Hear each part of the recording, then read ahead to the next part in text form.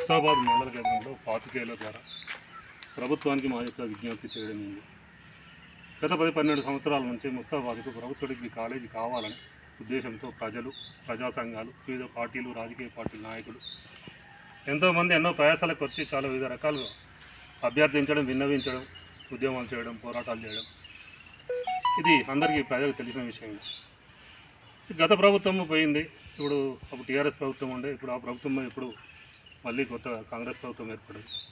మా ఆశ ఏంటంటే గత ప్రభుత్వంలో కూడా కరపత్రాలు పంచడం, అఖిలపక్షం కమిటీలు ఏర్పడడం, సార్కు అప్పటి మంత్రివర్యులకు కూడా లెటర్ పెట్టడం జరిగింది. ఎన్నో ప్రయత్నాలు చేసినాం కానీ కాలేదు. ఇప్పుడు ఈ ప్రభుత్వమైనా ఈ ముస్తాబాద్ మండల ప్రజల యందు, విద్యార్థుల యందు, విద్యాభిమానుల యందు, ఈ బడుగు బలవీర్గ వర్గ పేద తరగతి విద్యార్థులకి ప్రభుత్వ కళాశాలలు ఉన్నవాళ్ళు ఎక్కడైనా చదువుకుంటారు. అది లేని లోటు చాలా ఉంది. నిరుద్యోగ సమస్య బాగా ఉంది. మహిళలు బయటకు వెళ్ళే పరిస్థితి లేదు. విద్యార్థినులు దూర ప్రాంతాలకు వెళ్ళి చదువుకునే పరిస్థితి లేవు.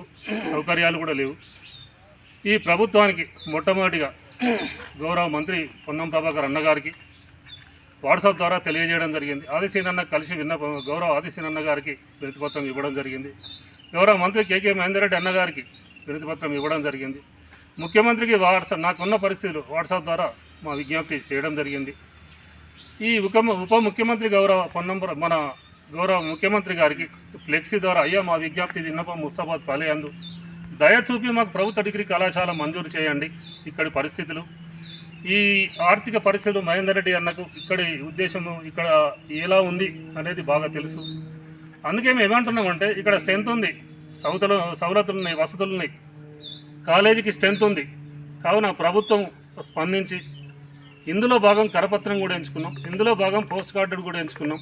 ఇప్పుడు ప్రత్యేకించి మీడియా ద్వారా విజ్ఞప్తి చేస్తున్నాం. అంటే ఎంత దూరమైనా మేము ప్రభుత్వం మీద ఒత్తిడి పెంచి చట్ట పరిధిలో లీగల్గా, న్యాయంగా మాకు కాలేజీ మంజూరు చేసేంత వరకు, మంజూరు ఇచ్చేంత వరకు ఈ పోరాటం ఆపదు, ఈ ఉద్యమం ఆపము. విద్యార్థుల ద్వారా, ప్రజల ద్వారా, ప్రజా సంఘాల ద్వారా, కుల సంఘాల ద్వారా అందరినీ నేనేం కోరుతున్నా కరపత్రంలో ఇచ్చింది అదే సూచన. అయ్యా మీరందరూ ముందుకుండి మాతో కలిసి వచ్చి మాకు సూచనలు, సలహా ఇచ్చి కాలేజీ సాధించేంత వరకు మీరందరూ కలిసి రావాలని, మనం అందరం కలిసి ముందుకెళ్లాలని, ఈ కాలేజీ సాధించాలని నా యొక్క ఆలోచన. గౌరవ మంత్రివర్యులు పొన్నం ప్రభాకర్ అన్న మీరే ఇప్పుడు ఇది మీరు అనుకుంటేనే కాలేజీ మాకు రావడం సాధ్యమవుతుంది, లేకుంటే ఇది కాదు. మాకు ఖచ్చితంగా బీసీ మినిస్టర్ గారు మీరు దయ చూపి ఇక్కడ పరిస్థితులు గతంలో కూడా తెలుసు ముస్తాబాద్ ప్రాంతం ఎలా ఉంది అనేది, అందుకు మీరు ఈ కాలేజీ మంజూరు చేయిస్తారని ఆశిస్తున్నా. కావున ఈ సందర్భంలో పాల్గొన్న వారికి ప్రత్యేక ధన్యవాదాలు, మీడియా ప్రతినిధులకు కూడా ప్రత్యేక ధన్యవాదాలు తెలియజేస్తున్నా.